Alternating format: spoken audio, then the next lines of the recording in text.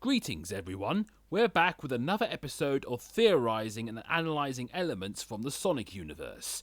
This time we'll be looking at a certain character from Sonic Forces.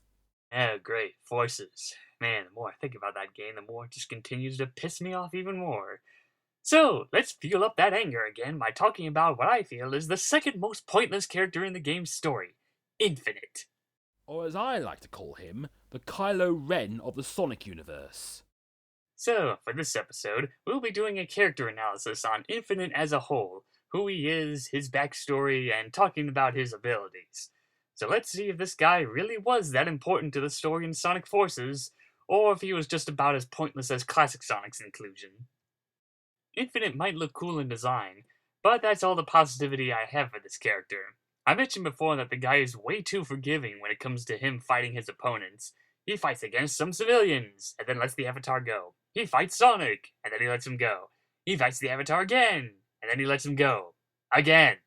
At least the third one made more sense because the Avatar character had the Phantom Ruby prototype to counterattack Infinite. But every other time, he has his opponents right where he wants them, and then he's like, okay, I'm bored, see ya.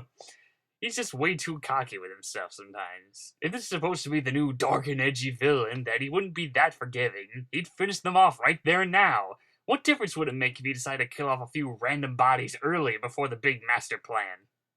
I was pretty disappointed with Infinite as well. At first, I thought he was going to be the Darth Vader to Eggman, being his enforcer of the Eggman Empire and hunting down anyone who would defy him, as well as keeping the oppressed citizens in line. Instead, we've got a Kylo Ren OC who tries to sound edgy and cool wearing a mask and has a hissy fit when being called weak. Hell, the real Kylo Ren is more competent. If I have to be honest, he would be a more of a threat if they brought back that cliche from the old Sonic 3D games where he could usurp Eggman and have to face him at full power. Now when I think of him, I think of that Game Grumps clip where they fight him as he goes, "I will destroy you."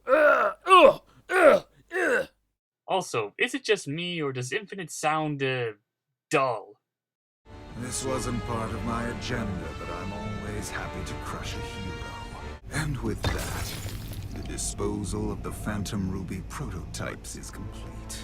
I'm quite displeased about this, Doctor. So you're the big hero, whatever. Oh, you decided to do that, whatever. I'm gonna do something, Yeah, I don't know, just watching these cutscenes several times, I feel like every dialogue he says, he's just bored out of his mind most of the time. And then we have his death scene, or something, which is very anticlimactic, because to me, it always came off like this. I have to go now. My planet needs me.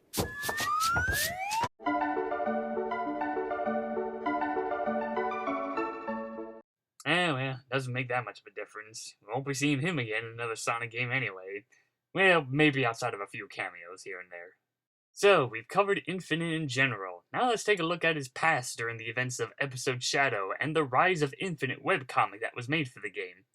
In the episode, we mostly see Infinite with the mask on and just mostly mocking and teasing Shadow. However, we do get a cutscene of him before all of this where he has an encounter with Shadow and loses. Then he whines that he's not weak, dons the new mask in Ruby, and that's it. Really? That one fight is what set him off to be this evil threat? That's very pathetic. I was hoping we'd get a little more of his past, show a little more of him, like why Infinite snapped after Shadow's fight. Did it trigger some kind of dramatic experience he had? Nope, it doesn't. Now, I'm not expecting an hour-long cutscene telling us everything about the character. It could be simple. Like, after Shadow defeats him and leaves, he would say something like, defeated. Again. For years I've been beaten and neglected, but no more. I'll show him and this world of my true power. And there you go. It adds more of a punch to his backstory. He had a rough life all of his time and is sick of dealing with it for years. Bam! All you need to know. Something like that would give Infinite more of a purpose, and it would easily explain why he wanted to be stronger, and why he'd still go along with Robotnik's plan of ripping off Majora's mask. It's definitely a lot better than just listening to him saying, I'm not weak, wah, wah, wah, where's my blankie, I want my blankie, wah, wah, wah, wah, wah. In some ways, he could have been more like a sympathetic villain for my idea, but I don't know what people would think about it, but hey, it could work. There's also something about him being the leader of the Jackal Squad, but the game never explains this or even shows us who they are. They're about as non-existent as the Resistant branches in the game. I guess one thing that kind of works for Infinite is that he has a bit of a mystery vibe, since we never see his actual face in the game. Well, unless you're playing the Japanese version. So, in the end, all I get out of this backstory cutscene is that Infinite is nothing more than a crybaby, and Shadow is to blame for the events and forces. All because he kicked him in the face. Bleh. But I guess it doesn't matter, because the main game seems to heavily imply that Infinite is just another one of Robotnik's creations, rather than a mercenary that he hired. And to throw more insult to injury, this sets up some kind of rivalry between Infinite and Shadow that goes absolutely nowhere. I mean, Shadow doesn't even mention this encounter with Infinite in the main game. You know, episode Shadow's starting to feel empty and meaningless the more I think about it. But now we get to Rise of Infinite, one of the official webcomics for the game. Comics or short films made to advertise a product usually gives us some more information on the lore and its characters.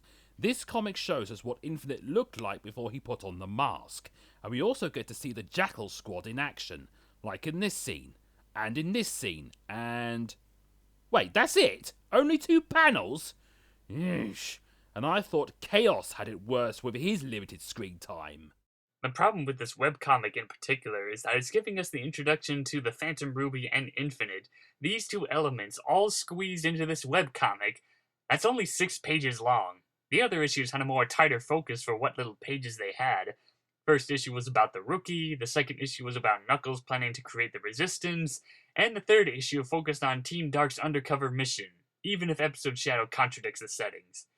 They should have taken these elements and make them their own separate issues, one only focusing on the Phantom Ruby, and one only focusing on Infinite. That way we'd have more room to flesh out his past, his motives, and his interactions with Jackal Squad. But nope, the Jackal Squad barely gets any screen time and almost no interactions with Infinite, to the point where it's hard for me to take this guy seriously as a fearless leader. And I highly doubt these characters will be showing up in IDW Sonic, seeing as how they never bothered mentioning Infinite during their recap of Sonic Forces. Well, okay, scratch that. They briefly mentioned the Jackal Squad in issue 12, but other than that, yeah, that's all we're getting about these characters. Now, here's another quick update. Apparently, Infinite is not allowed to be featured in IDW Sonic because Sega said so. Yeah, great, it's the whole Eggman Nega's not allowed to be featured in Archie Sonic for no good reason all over again. Yeah. But since we're going with the whole primary and secondary canon logic for these comics, then it looks like Infinite really is dead. But considering how much wasted potential the guy had, it's not that big of a loss anyway. Everything about him needed to be completely rewritten instead of trying to feature him in an expanded universe. So, besides being the leader of Team No One Cares, what makes Infinite special? What kind of powers does he have that makes him stand out from the rest? Well, in the webcomic he has a sword, looks cool, we never seen a major character in the main games wielding swords. Only one problem, aside from being a webcomic exclusive, this contradicts his actions in the game, because we see him more as a physical fighter rather than a swordsman. He throws punches and kicks to attack, and yeah, that's it. And this happens even after he already has the Phantom Ruby equipped. His sword doesn't even appear anywhere in the game, not even as a fancy cosmetic decoration for the Avatar character. So, where did it go? I don't know, maybe he got bored and decided to eat the sword while Robotnik was upgrading him. He did use his sword to slice a robot and hit the Phantom Ruby to trigger its power, but even if he never had a sword and used his fists, we'll still get the same results, and it still makes the weapon completely pointless. That's like if Mario was given a gun, but doesn't use it to shoot people and just shows it off. Oh well, why bother having a weapon when you could just use the Phantom Ruby to do all the work for you? Ah yes, the Phantom Ruby, a mysterious jewel that can create illusions that feel real, and it is Infinite that has the power to do it. And so can the Avatar character, and Dr. Robotnik, and Metal Sonic, and some random egg robos. So, yeah, does it really make you that special if anyone can easily use this magical MacGuffin? But he can use the Phantom Ruby to create null space, which is about as threatening as entering and exiting a frickin' door. Robotnik has already used it a few times, and was able to overclock its power at one point, which just makes Infinite even more worthless. I mean, sure, the Avatar character was using a prototype, but they never explain how its powers are different and what limitations it has compared to the real thing. It's nothing more than a carbon copy. But to be fair, the prototype Phantom Ruby does only work for a specific person to wield it, so there's that, I guess. Why does he even need some random guy to have the ruby glued to his chest and be his lackey anyway? Since there's no limits, he can easily use it to create any kind of creature to aid him. We've seen that with Shadow, Chaos, etc., so he can do more than just those guys. Heck, he could just clone himself a million times and that would be a more bigger threat. Well, there were times Robotnik didn't get along with his past self in Generations, so maybe it wouldn't be that great of an idea. But yeah, if this is supposedly the 25th anniversary game for Sonic, and you have this magical item that can create anything, then just go all out with it. Make levels more difficult, like fusing past levels into this mishmash of construction stuff. Create some illusions of the heroes to make the real heroes start having doubts and not trusting each other. Bring back more of Sonic's past foes and rivals. Bring back some previous robot battles that can run on their own but perform new abilities. Now, I'm not expecting everyone to appear, but I would much prefer more variety. Having only 4 characters and then copy and paste those same enemies to make an army is very lazy, especially when half of them get killed off screen and you don't even get to encounter them.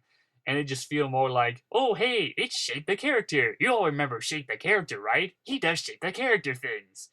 Yeah. Oh well, at least we still have Sonic Runners celebrating the Hedgehog's history and... Oh. Well, at least there's Sonic's story in LEGO Dimensions. At least that was a better anniversary game to the franchise than what this game tried to do. And that wraps up Infinite, a character who's nothing more than a crybaby behind a scary mask with elements of his backstory contradicting each other. And after all that, I still consider him to be a pointless character. And what's frustrating about it is all because of that damn Phantom Ruby. It's heavily underutilized in the game. A ruby with strange and unlimited power, given to some sap who doesn't do much with it outside of just copying and pasting. And seeing as how other people have been able to use its power, it doesn't really make Infinite that special. As for what we would do to fix the character, well, we'll save our thoughts for that for another time when we eventually get around to discussing about how we would rewrite the story to Sonic Forces. And now a question for our audience. What do you think of Infinite? Was he really needed in this story? Let us know in the comments. And please don't write down comments just saying, he's important to the story because he's my favorite character. Now, be a little more specific about that. As in, challenge us on if there are any important details that we miss in this video, or discussing a more alternative way on viewing how Infinite was used in the game's story. Well, that's it for now, so see ya.